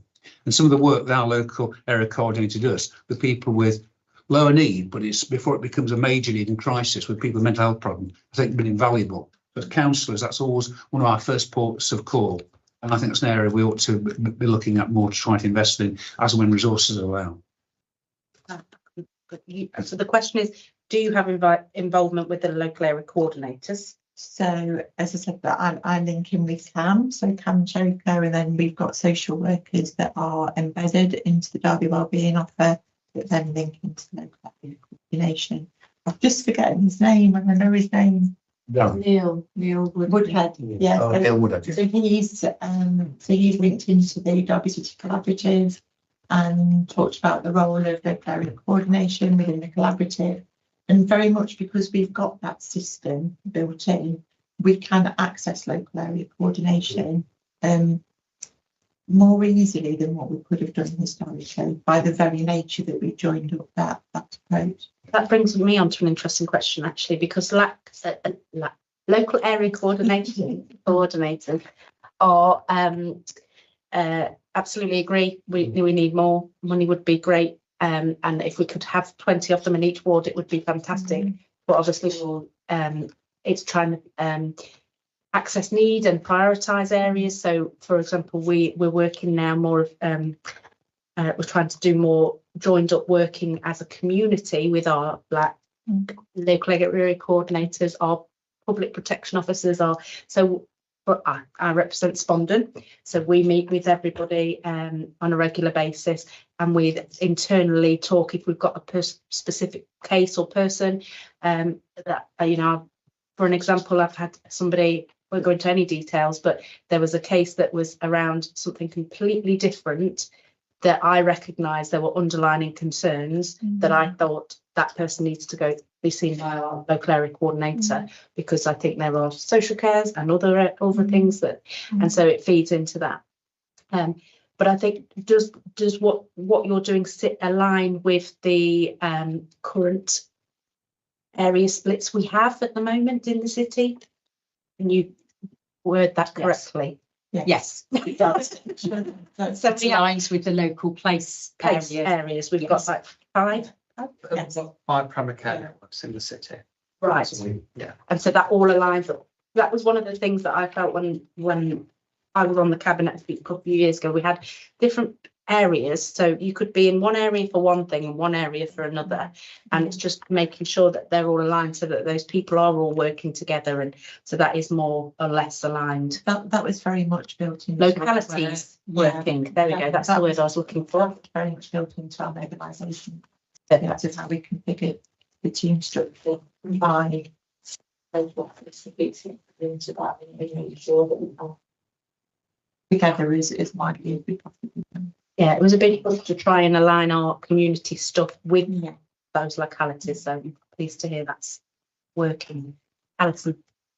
Yeah, absolutely. And also, I think we had a meeting earlier in the year with Neil Woodhead as the LAC head of service or whatever, and Chris Clayson and the people from the Integrated Place Executive to talk about the LACs, to brief the ICB on the work of the LACs more, but also to see how they might tie in more and help support primary care.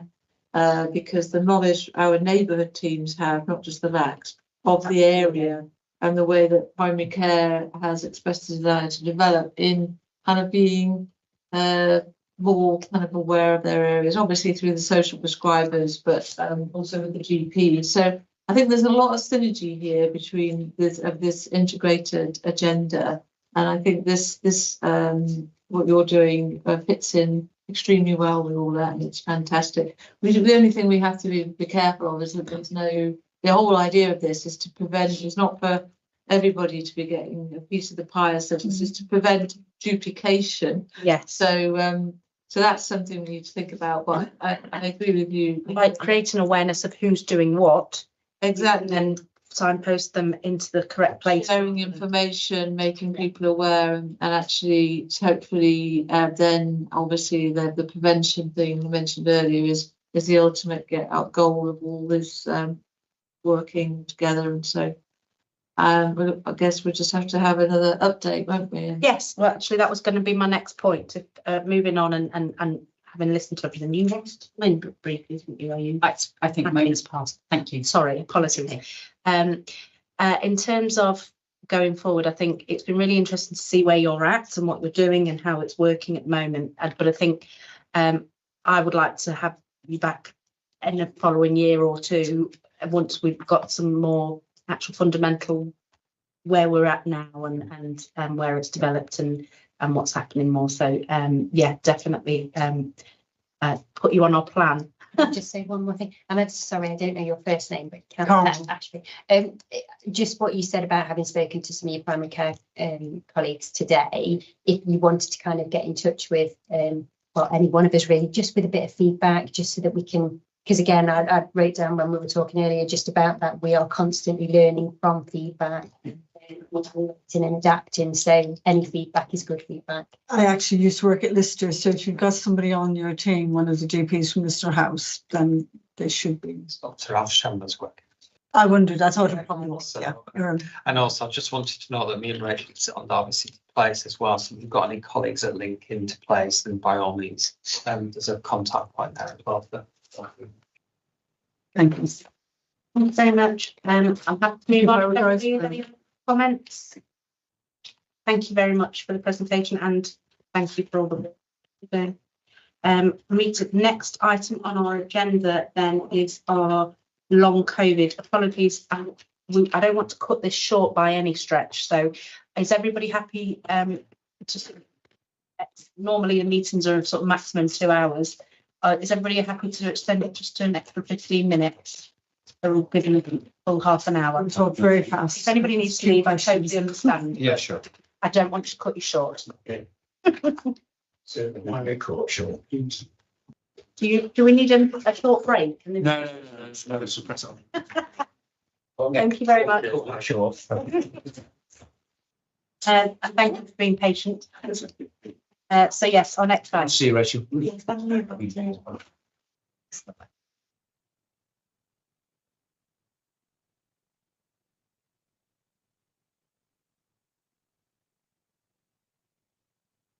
This will be presented by yourself. Yes.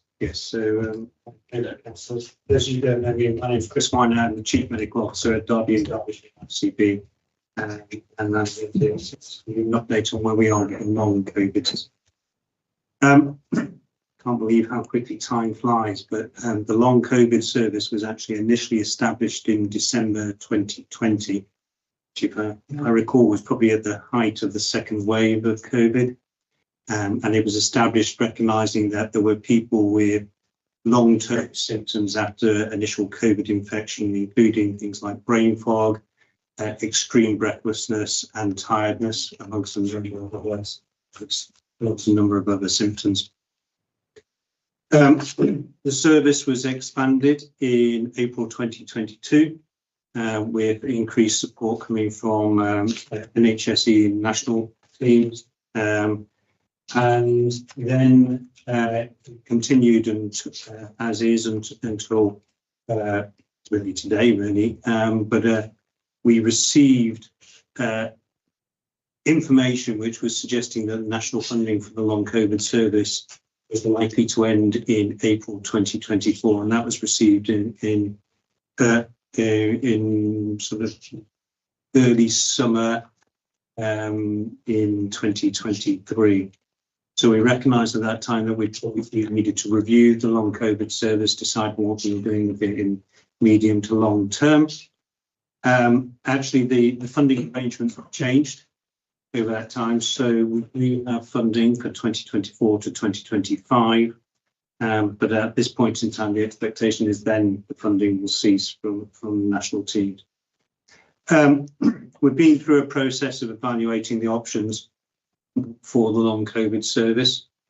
The four broad options which were available was one, completely decommissioning the long COVID service. Second option was to essentially decommission, but with some minor enhancements to post-trial type services across Derby and Derbyshire. Both of those options have been universally unpopular, and I think I'd note that and bring that to the attention of the scrutiny panel. There were two further options which we had on the table. One was to continue with the current service, but to realign it to the current demands placed on that service. I think it's important for us to recognise that in October of this year, we still had about 1,000 people, just under 1,000 people who were accessing the service for rehabilitation support. However, the new referrals to that service had almost halved since the peak of the COVID activity. And actually today, we're still continuing to see a reduction in the number of new referrals through to the service. So anyway, one of the options was to continue with the service, but to align it to the current levels of need. And the final option was one where we actually sort of we put all our eggs in one basket, so to speak, and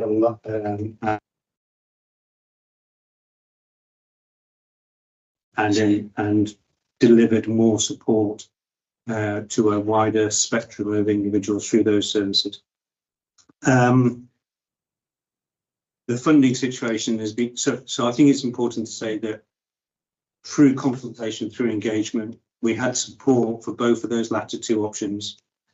The favoured option, I think, through patients, through experts, was for the last option, which was one to continue, but basically to enhance that post-viral fatigue service, to do so at scale. It has also been through a clinical professional leadership group review internally to the ICB, and that has basically supported both options, both of those last options, which we said, and said they were both acceptable. Although I think even the clinical leadership group recognised that there was probably a desire in the medium to long term to actually increase those post-viral fatigue type services. That's been taken into the internal ICB, and the current recommendation is recognising where we are in terms of funding around long COVID services. We're unable to commit to a long-term development at this stage, but we do have the resources available to continue with the long COVID service for the next 12 months and to ensure that all of those people who are currently in the service receiving rehabilitation support can continue to receive that support, and also to continue to receive any new referrals that we have in from the community to that service. What it will mean, of course, is that we'll still be in the position in 12 months' time where we need to be thinking, okay, so what's next? What should we be considering beyond this point in time? So that's where we are today, councillors. I'm happy to take questions. Thank you. Any questions from the floor? You go for it first and then I'll bring Alison after. Thank you. We can understand the reason for the decision to simply continue the current service and not to, sadly, be able to improve and extend the service, which would have been great should finances have allowed. Do people normally stay under the service for, what's the normal time frame for people staying under the service? Oh. Or is it how long is a piece of string? I don't honestly answer that question and give you a factually accurate response, but I think my understanding is it will vary from one individual to another. There are certainly some individuals who are have very extensive periods of needs in terms of the sort of recovery time from long COVID. So I'm sure there are some people who have been with the service for a very long time. I wondered because reading some of the responses to the work that you did on within public patient engagement, some of them seem to feel they were discharged quicker than they expected. So I just wondered whether there was it's a normal routine, but that's fine. Thank you. Alison.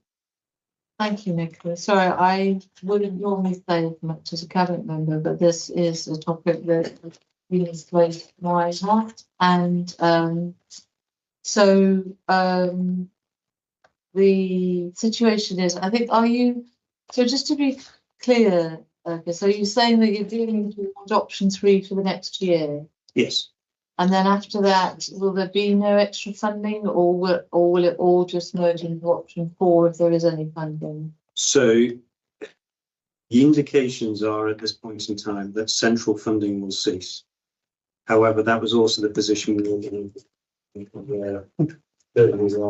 about this sort of time of last year. So I think we need to wait and see how what comes in terms of what funding is available for these services. As I say, at this point in time, our expectation is this funding will cease in April 2020. Okay. Well, obviously, if that's the feedback you've had, and that does sound like reasonable. But solution is option 3.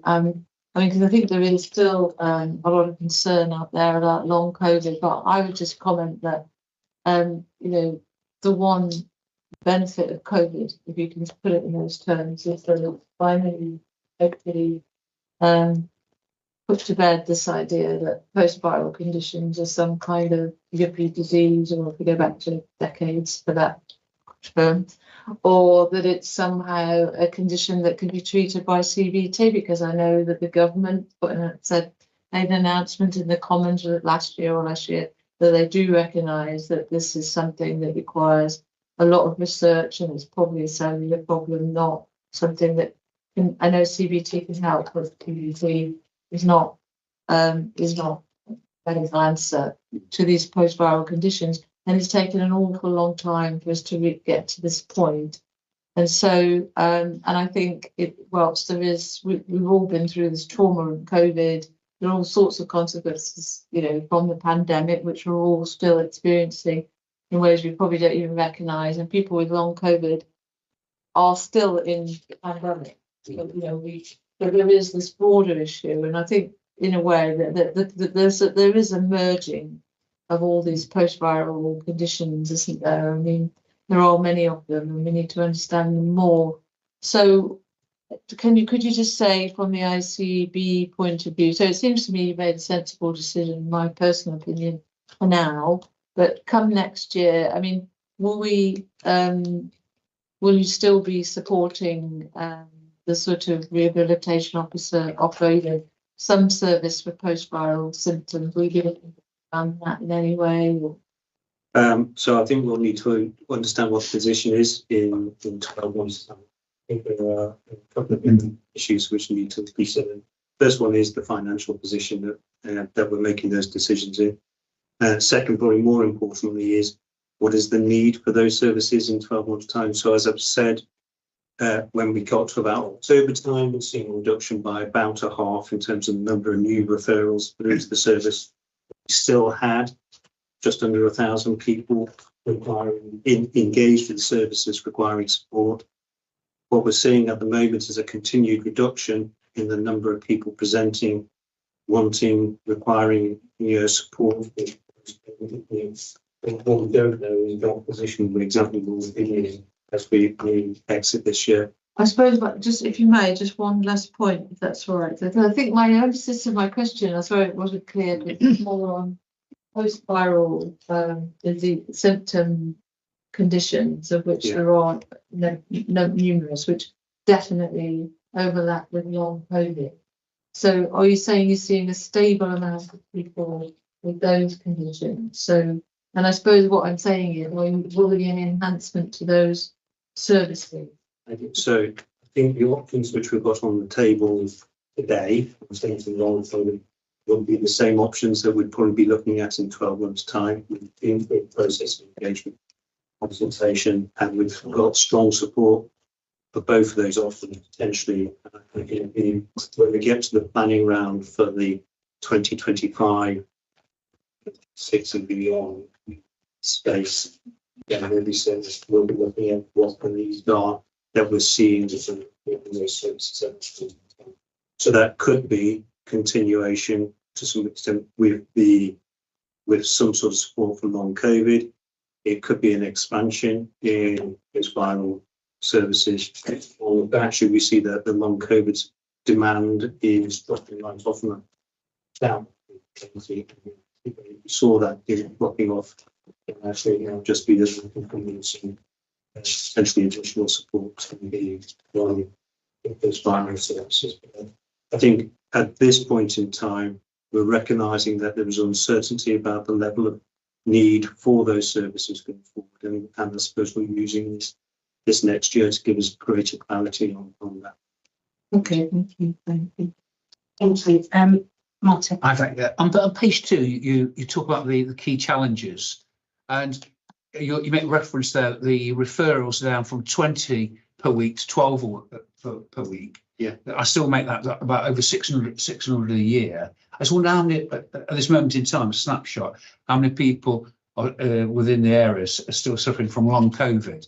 Which then takes one to, I mean, looking at an actual fact, when you're looking at scarce resources, and actually, do you have any idea what the costs of the individual are, what the cost of on the family are, cost of an employer, and also the cost on the economy, locally and nationally? Because I suppose it's trying to get that balance in terms of an argument of retention of resources to treat those people with long COVID. And it's looking at, if we don't treat them, what the actual costs are to the individual, to the family, to the community, to the employer, and to the economy nationally and locally. Any idea of the numbers that we're dealing with and about the costs? So I think in terms of what's presented in the paper, even in October, we still had just under 1,000 people who were requiring long-term support. We are still seeing new people presenting. I think it's important that we recognise that anybody who sort of say exits the work market, labour markets, if they're out of the labour market for, I think it's as little as sort of 12 to 16 weeks, it's a very, very short period of time. Actually, their chances of a successful return into the work market are very, very low. So we do need to recognise that there is a substantial cost to the individual, to the families of long-term sickness, and long-term sickness with post-viral symptoms will have a similar effect to other long-term conditions. Are the bean counters aware of these costs? Pardon? Are the bean counters aware of these costs? So I know there is work through things like the Department of Work and Pensions, which is looking at that work, at that side of things. I know that there are discussions which are going on about how services more generally can be realigned to try and facilitate people back into the workplace, keep them, because actually we do know, in terms of the health inequalities agenda and the prevention agenda that we have, that actually one of the most important things that we can have for a person is good employment, because that actually provides them with that opportunity to bring an income into their family, for themselves, for other people around them, and also keeps them engaged in the wider community and society. So it is an issue of debate. There is work which is being considered, and I know that the national agencies are looking at this actively at this moment. Thank you very much. Thank you. So a couple of questions from me. You say that obviously funding as it was given, is that funding that's given to you based on the service that you provide or per individual person? Because ultimately, if your service as a whole was having 3,000 at a peak coming in a year, and now we're down to 1,000, is that adjusted accordingly? So we receive a block of funding to manage all of our patients. Okay, and I think that's my question really is, ultimately, if the funding was there for many more individuals than there are now, how is there enough? Was there enough in the first place? Is there enough now? And ultimately, by aligning it with the other viral long-term effects of people, will that help to bolster that going forward? So for this upcoming financial year, yeah, we are very confident that the resources which we have available to deliver the service meet the financial requirements to keep that service running effectively. Going forward, oops. I suppose the question is, the original funding that you had, was that the same as it is? And the report that you presented to us here, next question, if you like, the pre-engagement report, programme service review, talks about Derby and Derbyshire. Yes. So these figures include the Shire as well as the city. Yes. They're not broken down individually. So when we talk about 1,000, we're talking about across the whole of the Shire. Just wanted to understand that. Yes, it's the whole of Derbyshire County as well as the city. And it's interesting to see the split, which I've now lost in front of me, of the postal codes. There is no obvious long-term COVID area, is there? It's quite varied. It's not a specific community, because a lot of the time during COVID, because I was concentration. The concentration of it, absolutely, thank you, was we had specific areas that were having greater COVID impacts, so having more COVID or not recognisable, and yet the long term is very much spread. It doesn't appear to be, if it was more people in one area or the recognition of going forward, it does seem to be quite varied. So my personal view on this is that what we're seeing there is a reflection of the fact that actually everybody in the community has been over a period of time exposed in a similar way to COVID infection, and so we've probably seen as it swept through all of the communities, and sort of similar number of people who've actually been affected by in a long-term way by COVID. Yeah, so it's that we're at that herd immunity stage, as they referred to it originally, where we've gone back, and I apologise if that's the incorrect terminology, but I think I suspect most people in the community have now been exposed to COVID, both in terms of potentially active infection or infection around them, or have been immunised against COVID. So, but I think we're in that environment where it's an endemic infection. We can see continuous low-grade levels of infection across the community. Of course, one of the things which we don't know is what happens if the virus changes again, and whether we might see a potential resurgence of more severe disease. But at this point in time, we're not seeing it. We very much hope that does not happen. As a cabinet member at the time when it first hit, it was a shock. Thank you very much. I think we brought this to us, I think, because we wanted to understand where we were and the impact of the city, long COVID, and the numbers of people that we're seeing.